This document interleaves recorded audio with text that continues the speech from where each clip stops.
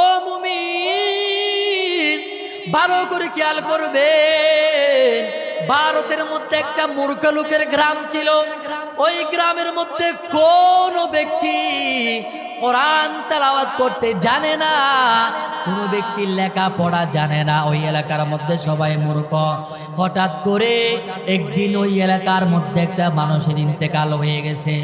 ওই মানুষটা মারা যাওয়ার পর এলাকার মানুষ অবাক হয়ে গেছে। আমরা এখন কি করব, চিন্তার মধ্যে পড়ে গেলেন। আমরা তো কোনো লেখাপড়া জানি না, জানাজা কেমনে দিব, গোসল কেমনে দিব, কেমনে কাফন দাফনের ব্যবস্থা করব।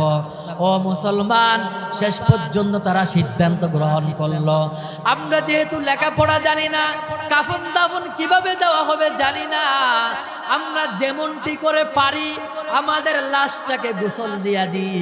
গোসল দেওয়ার পরে আমরা যেমনটি করে পারি এটারে আমরা কাপড় পেঁচায়া মেইন রোডের রাস্তার মাথার মধ্যে নিয়ে যাই। মেইন রোডের মধ্যে আমরা লাশটা নিয়ে দাঁড়ায় থাকবো। কোন হুজুর যদি আমরা পাই, ওই হুজুরের মাধ্যমে আমরা জানাজা দিয়ে দিব। এভাবে চিন্তা করে তারা লাশটাকে গোসল করায়া কাফন পরায়া জানাজার জন্য তারা মেইন রোডের মধ্যে নিয়ে আসলেন। ও মুসলমান, ভালো করে খেয়াল করবেন। মেইন রোডের মধ্যে আসার পরে ঘন্টার পরে ঘন্টা বসে আছে, ঘন্টার পরে ঘন্টা বসে আছে, কোনো হুজুর পাওয়া যায় না। জানাজা পড়ানোর জন্য কোনো হুজুর নাই। ও মুসলমান ইমানদার, মানুষগুলা চিন্তার মধ্যে পড়ে গেলেন। হুজুর যদি না পায় তাহলে আমাদের লাশটারে জানাজাবিহীন দাফন করা লাগবে। ও মুসলমান ইমানদার, এভাবে চিন্তা করতে করতে হঠাৎ করে একটা হুজুর দেখা গেছে। ওই হুজুরটা হাঁটি হাঁটি পা পা করে বাইচাই কোলে করে চলে আসতেছেন। কাছে আসার পরে বললেন, হুজুর আপনি দয়া করে আমাদের লাশটার জানাজা পড়ায়া দেন। ওই হুজুরটা নিজের ঘড়ির দিকে তাকানোর উপরে বলতেছে, ও ভাই, আমার অফিসের সময় হয়ে গেছে, আমি আপনাদেরকে সময় দিতে পারবো না, আমার অফিসের লেট হয়ে যাবে, দেরি হয়ে যাবে। ও মুসলমান ইমানদার, এই মানুষগুলা হুজুরের পায়ে পড়ে গেছেন। ও হুজুর, ঘন্টার পরে ঘন্টা এই জায়গার মধ্যে দাঁড়িয়ে আছি, আমরা জানাজা পড়ানোর জন্য কোনো মানুষ পাই নাই, কোনো হুজুর পাই নাই। হুজুর দয়া করে আমাদের মানুষটারা জানাজা পড়াইয়া দেন। এর জানাজা না পড়াইলে এর জানাজা বিহীন দাফন করা লাগবে।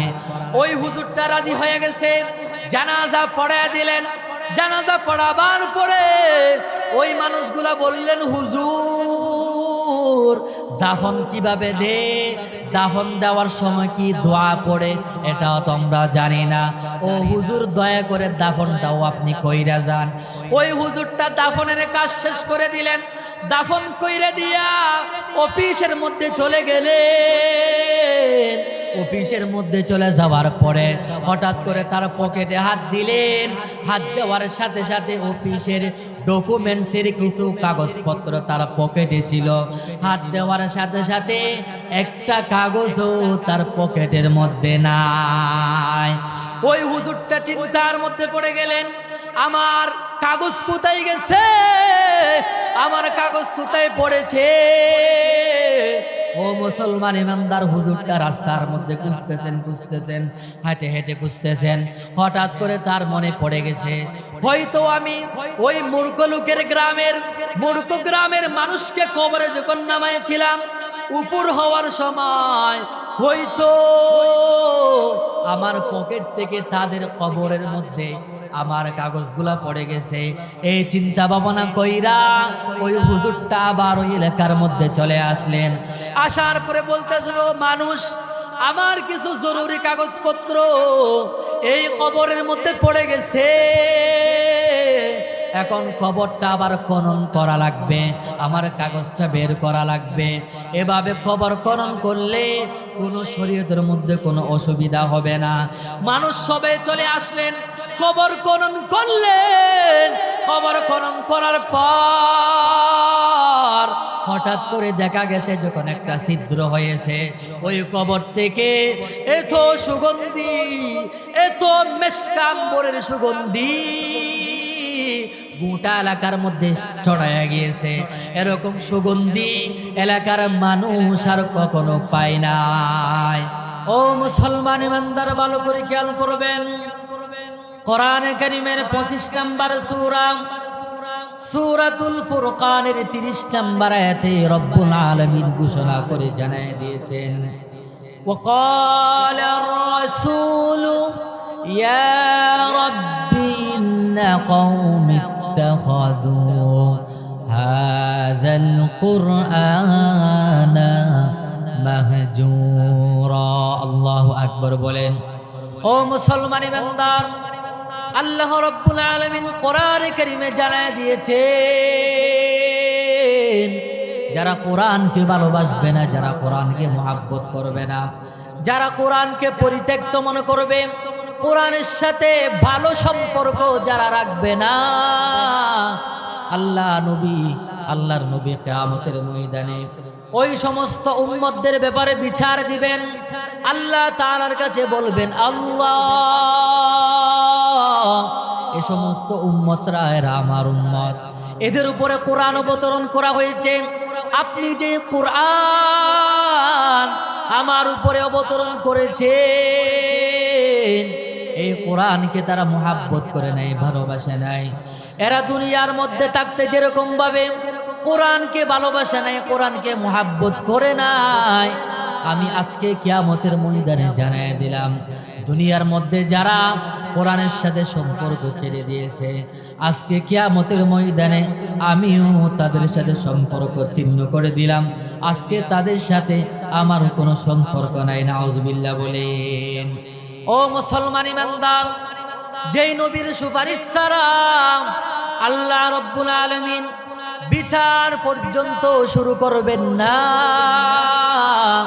সেই নবী যদি বলে এদের সাথে আমার কোনো সম্পর্ক নাই, তাহলে কি বাঁচারও কোনো উপায় আছে নাকি?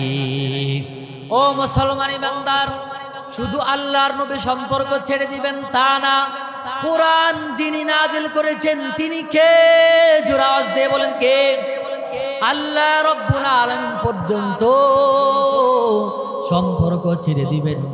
কোরআনে কারীমের 20 নম্বর সূরা সূরাতুত তাহার 124 নম্বর আয়াতের মধ্যে রব্বুল আলামিন জানিয়ে দিয়েছেন, ওয়ামান আ'রাদা আন যিকরি ফাইন্না লাহু মাঈশাতান দানকা ওয়া নাহশুরুহু ইয়াওমাল কিয়ামাতি আ'মা ক্বালা রাব্বি লিমা হাশারতানি আ'মা ওয়া ক্বাদ কুনতু বাসীরা।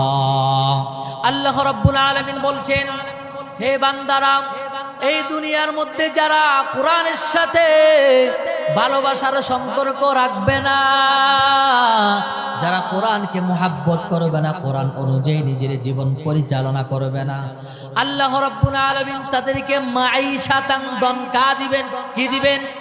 মাঈশাতান দনকা। এখন আপনারা বলতে পারেন, হুজুর, আমরা তো মাঈশাতান দনকার অর্থ বুঝলাম না। ভালো করে খেয়াল করবেন, মুফাসসিরিনে কেরাম মাঈশাতান দনকার দুইটা তাফসীর করেছেন। কয়টা? এক নাম্বার হচ্ছে, দুনিয়ার মধ্যে আপনার টাকা থাকবে, পয়সা থাকবে, গাড়ি থাকবে, নারী থাকবে, বাড়ি থাকবে, সব কিছু থাকবে, শান্তি নামক জিনিস আপনার জীবনে থাকবে না। আজকে দুনিয়ার মানুষ শান্তির জন্য পাগল পারা, শান্তি নাই, শান্তি নাই, শান্তির খোঁজ খবর করতেছে। ও মুসলমান, আল্লাহ তাআলা বলছেন, শান্তি যেখানে রেখেছি সেখানে যদি না খুঁজো, না তালাশ করো, তাহলে শান্তি কশিনকালেও তোমরা কখনো পাবে না। এজন্য মুসলমান ইমানদার, আজকে আমার দেশে শান্তি নাই। কেন নাই? আজকে যদি আমার বাংলাদেশে শান্তি যদি আমরা আমরা পেতে চাই, শান্তি যদি পেতে চাই, কোরআনের শাসন দরকার আছে না নাকি নাই? ও মুসলমান, আজকে কোরআনের শাসন নেই। কোরআন মোতাবেক আমার ব্যক্তি জীবন, পারিবারিক জীবন, সামাজিক জীবন, রাষ্ট্রীয় জীবন, দেশীয় জীবন আজকে আমরা পরিচালনা করি না বিদায় আজকে আমাদের সমাজের মধ্যে কোনো শান্তি নাই। শান্তি এবং সমাধান যদি পেতে চায় আমাদেরকে আল কোরআনের দিকে ফিরে যাওয়া লাগবে, ঠিক কিনা বলেন? সমাধান চাও যদি জীবনে মরণে, ফিরে যাও খুঁজে নাও চোখ রাখো কোরআনে। সমাধান চাও যদি জীবনে মরণে, ফিরে যাও খুঁজে নাও চোখ রাখো কোরআনে। তবেই পাবেই সুখ শান্তির ঠিকানা, তবেই পাবেই সুখ শান্তির ঠিকানা, যদি মেনে নাও তুমি মনে প্রাণে। সমাধান বলেন, সমাধান চাও যদি জীবনে মরণে, ফিরে যাও খুঁজে নাও চোখ রাখো কোরআনে। এ বাণী সকলের নয় শুধু মুমিনের, যারাই চলবে মেনে ফল পাবে কোরআনের। গড়ে বলো কিবা রাষ্ট্রে বলো, গড়ে বলো কিবা রাষ্ট্রে বলো, অশান্তি দূর করে শান্তি আনে। সমাধান, সমাধান চাও যদি জীবনে মরণে, ফিরে যাও খুঁজে নাও চোখ রাখো কোরআনে। ঠিক কিনা বলেন? ও মুসলমান ইমানদার, ভালো করে খেয়াল করবেন।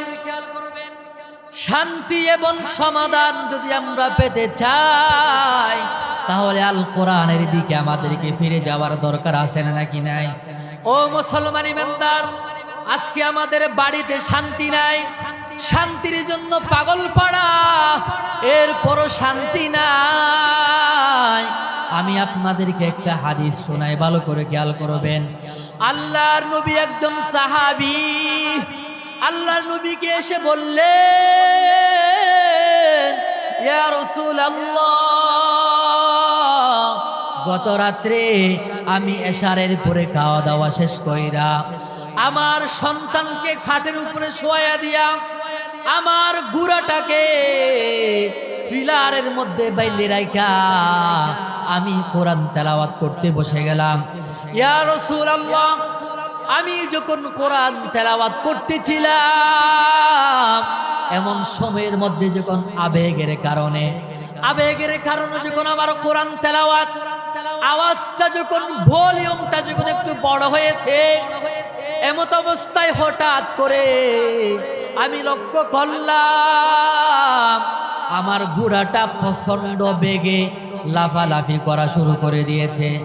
আমি তো ভয় পেয়ে গেলাম, না জানি ঘোড়াটা রশি ছিঁড়ে আমার সন্তানের উপরে আক্রমণ করে বসে। আমি এমন সিদ্ধান্ত গ্রহণ করার পর আমি কোরআন তেলাওয়াতটা আমি আওয়াজ ছোট করে দিলাম। আশ্চর্যের বিষয়, আওয়াজ ছোট করার সাথে সাথে আমার ঘোড়াটা শান্ত হয়ে গেছে। ইয়া রাসূলুল্লাহ, এরপরে আবার যখন আবেগের কারণে কোরআনের মুহাব্বতে যখন আমি আবেগের কারণে কোরআনের মুহাব্বতে কোরআনের আওয়াজের তেলাওয়াতের আওয়াজটা যখন বড় করলাম, আবার দেখা গিয়েছে আমার ঘোড়াটা ভীষণভাবে লাফালাফি করা শুরু করে দিয়েছে। আমি ভয় পাইলাম, না জানি ঘোড়াটা রশি ছিঁড়ে আমার সন্তানের উপরে আক্রমণ চালাবে। এরপর আমি কোরআন তেলাওয়াতের আওয়াজ ছোট করে দিলাম। আশ্চর্যের বিষয়, আবারও ঘোড়াটা শান্ত হয়ে গেছে।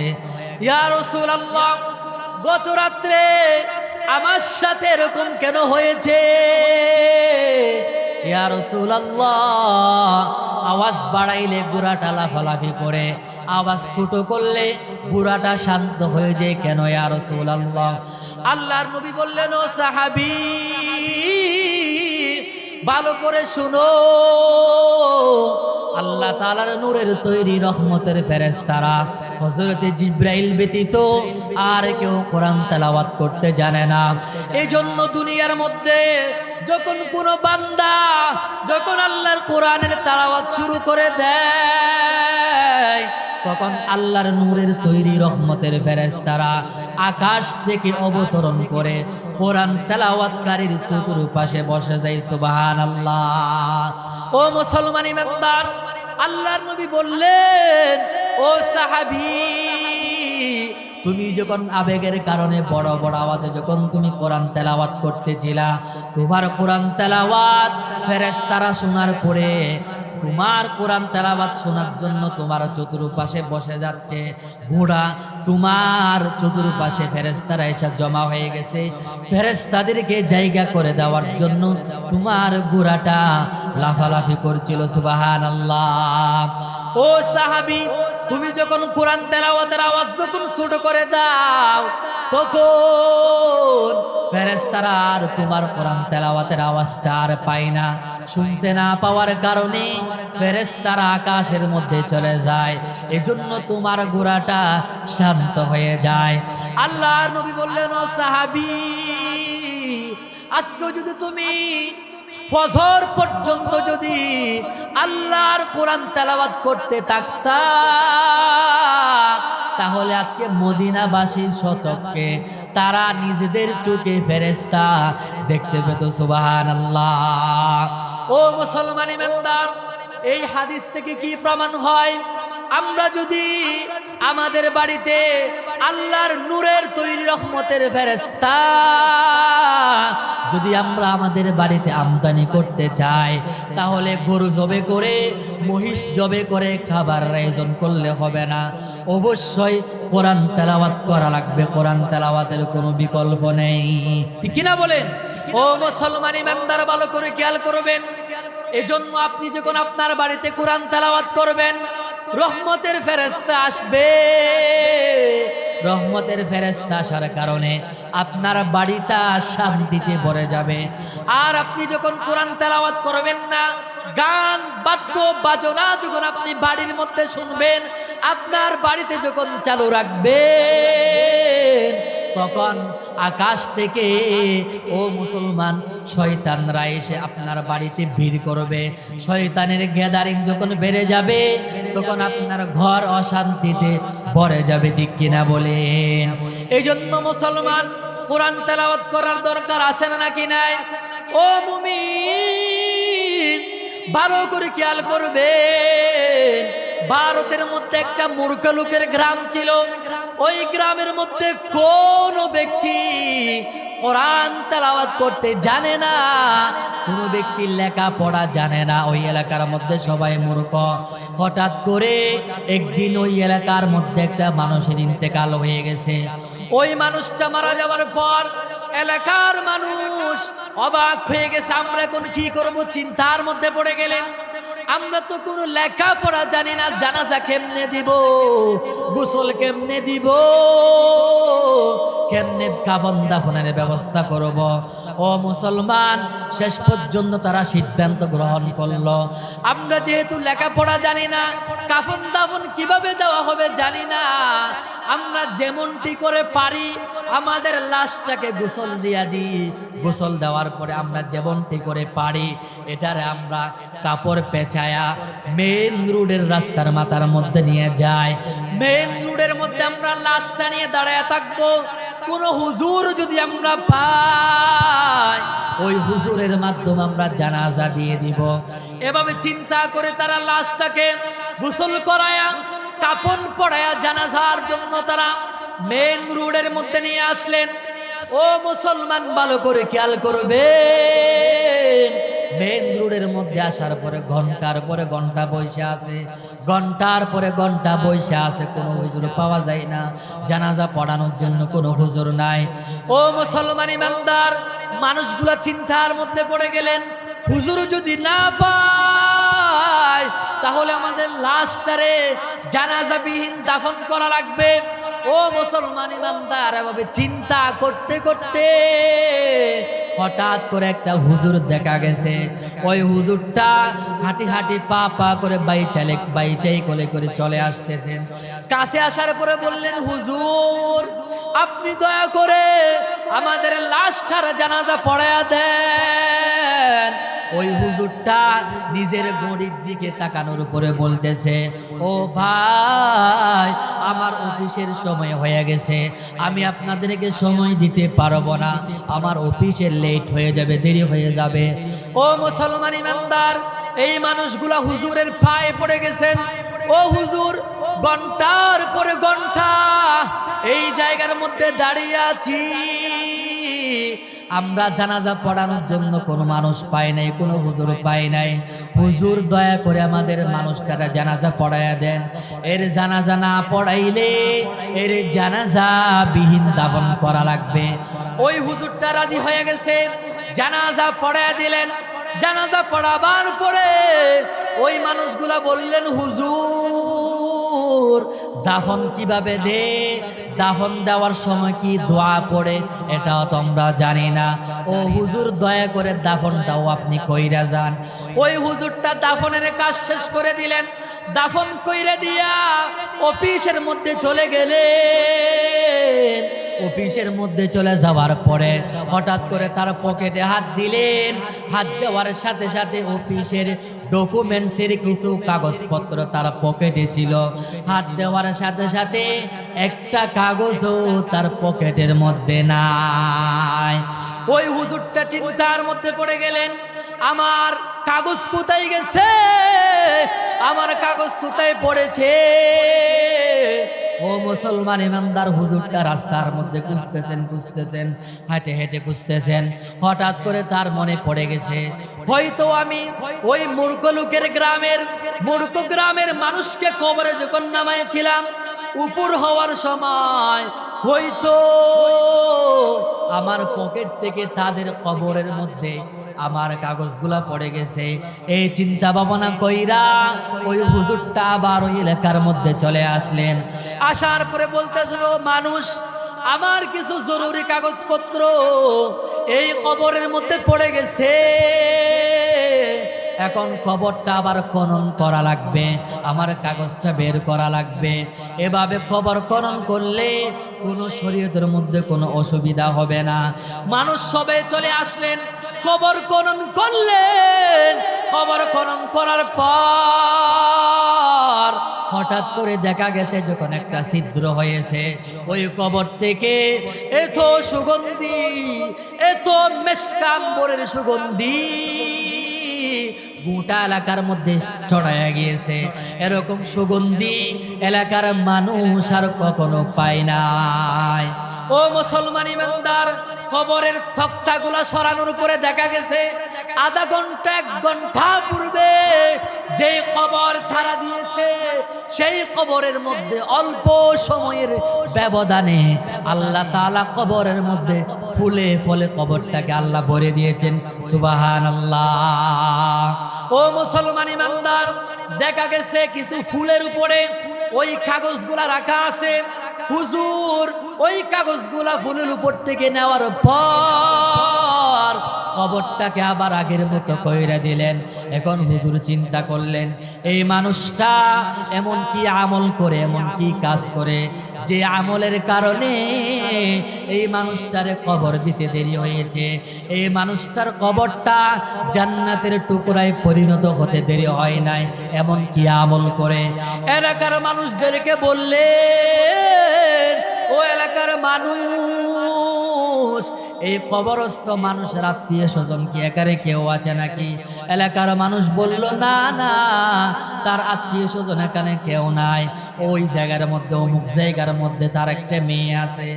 ওই মেয়ের কাছে সবাই চলে গেছে। যাওয়ার পর ওই মেয়েকে বলতেছে, মা, আপনার আব্বা এমন কি আমল করতেছে, আমলের কারণে আপনার আব্বার কবর দিতে দেরি হয়েছে, আপনার আব্বার কবরটা জান্নাতের টুকরা হইতে দেরি হয় নাই, এমন কি আমল করেছে আপনার আব্বা?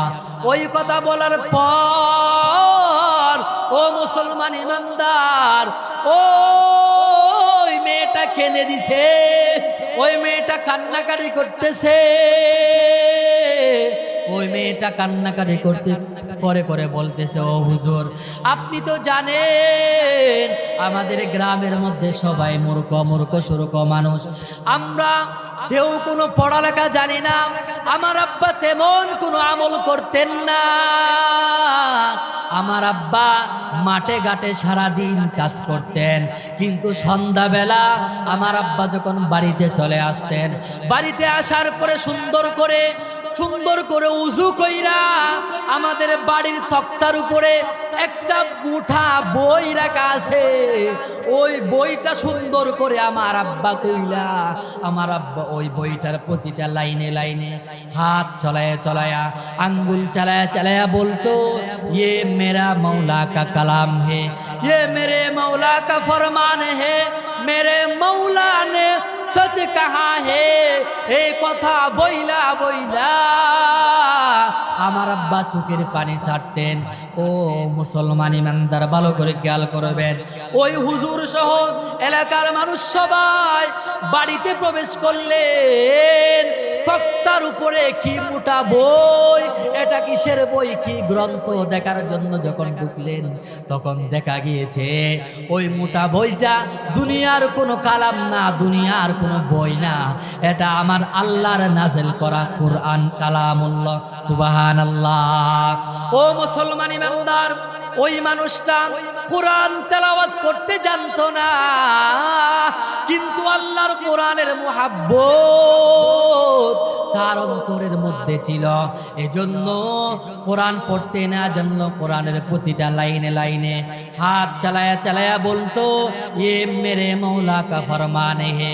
এগুলা আমার আল্লাহর কথা, এগুলা আমার আল্লাহর কালাম, আমার আল্লাহ সত্য কথা বলেছেন, সত্য কথা বলেছেন, এভাবে কান্নাকারি করতেন।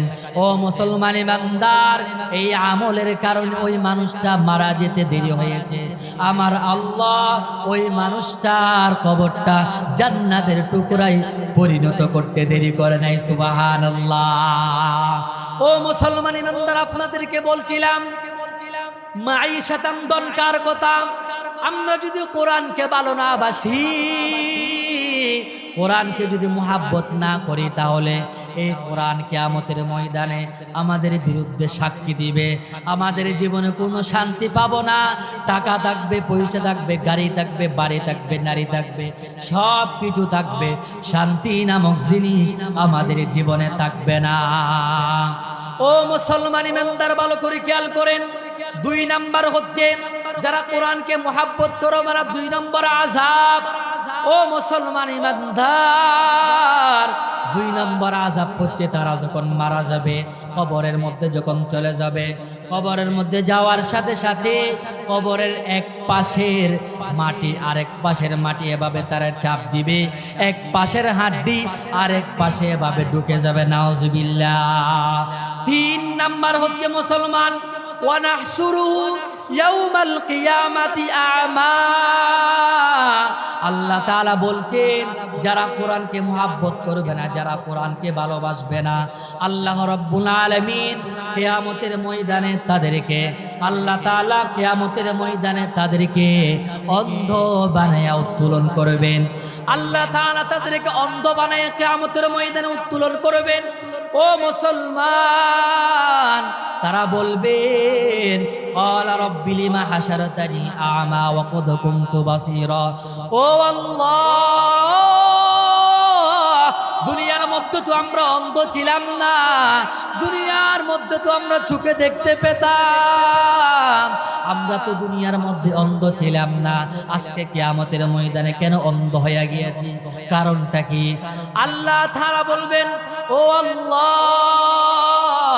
আল্লাহ তাআলা বলবেন, ও বান্দা, দুনিয়ার মধ্যে আমি কোরআন অবতরণ করেছি, কোরআন নাজিল করেছি, তোমরা কোরআনকে মুহাব্বত করো নাই, কোরআনকে ভালোবাসা নাই, চুপ থাকার পরও কোরআনকে তোমরা পয়রা দেখো নাই, কোরআনকে ভালোবাসা নাই, কোরআনের দিকে তাকাও নাই, চুপ থাকার পরও দুনিয়ার মধ্যে কোরআনের জন্য যেভাবে অন্ধ ছিলা, আজকে কিয়ামতের ময়দানে আমি আল্লাহ তাআলা চুপ থাকার পরও তোমাদেরকে অন্ধ বানায় দিলাম। নাউজুবিল্লাহ।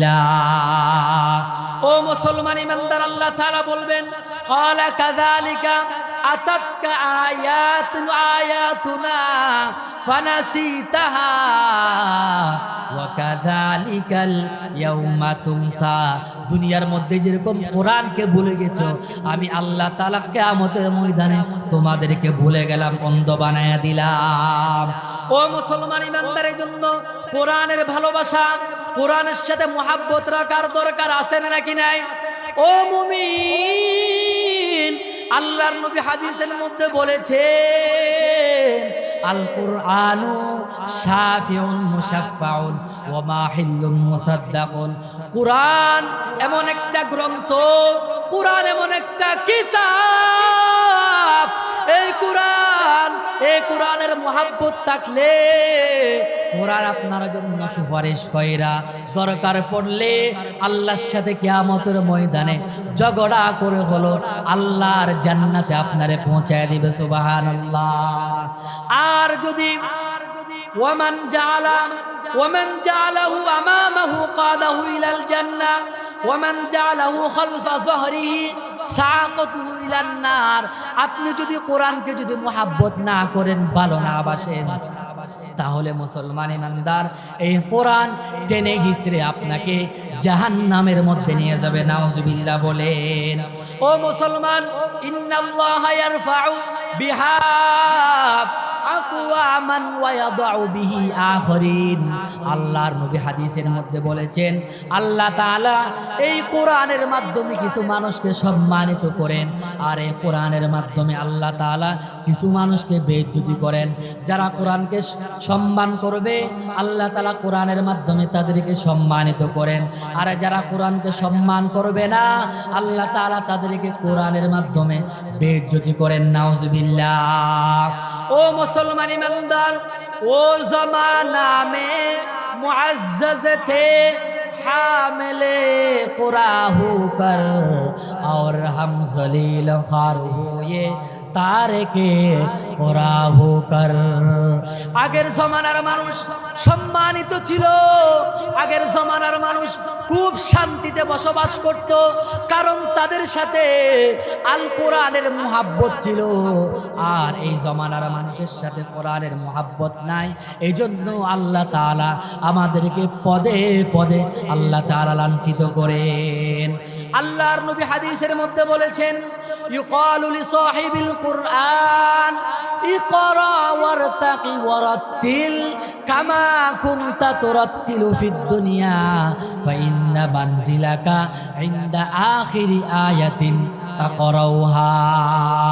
আল্লাহ তাআলা বলছেন যারা কোরআনকে মুহাব্বত করবে, যারা কোরআন পড়বে, যারা কোরআনকে মুখস্থ করবে, কোরআন ওয়ালাদেরকে কিয়ামতের ময়দানে বলবেন ও কোরআন ওয়ালা এক আয়াত তেলাওয়াত করো, এক তলাতে ওঠো, দ্বিতীয় আয়াত তেলাওয়াত করো, দ্বিতীয় তলাতে ওঠো।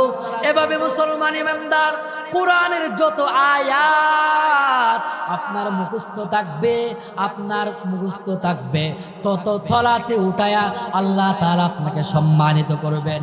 আর কোরআনের হাফেজ যারা আছে তারা ৬৬৬৬ এই যে মুসলমান ইমানদার আয়াত তেলাওয়াত করার পরে এতটুকু উচ্চতার মধ্যে আল্লাহ তাআলা তাদেরকে পৌঁছায় দিবেন। সুবহানাল্লাহ।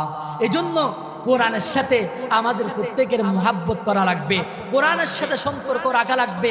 কোরআনের সাথে সম্পর্ক রাখলে আল্লাহ তাআলা দুনিয়া এবং আখিরাতে আমাদের প্রত্যেককে আল্লাহ রাব্বুল আলামিন সম্মানিত করবেন। এবং আমাদের প্রত্যেককে চেষ্টা করা লাগবে খেলাফতের দিকে ফিরে যাওয়ার জন্য। আল্লাহর কোরআন নিজের ব্যক্তি জীবনে, নিজের পারিবারিক জীবনে, নিজের সামাজিক জীবনে, নিজের রাষ্ট্রীয় জীবনে আল কোরআনকে নিয়ে আসতে হবে। তখনই আমাদের পরিবারে, আমাদের দেশে শান্তি পাওয়া যাবে। ঠিক কিনা বলেন? আমরা আশা রাখতে পারি ইনশাআল্লাহ এমন একটা দিন আসবে যেদিন এদেশের আকাশে কালিমার পতাকা উড়বে, এদেশ কোরআন দ্বারা শাসিত হবে। এমন একটা দিন আসবে, সেদিন বেশি দূর নয়, যেদিন দিল্লির আকাশে কালিমার পতাকা উড়বে। সেদিন বেশি দূর নয়, যেদিন আমেরিকার ওয়াশিংটনে কালিমার পতাকা উড়বে। ঠিক কিনা বলেন?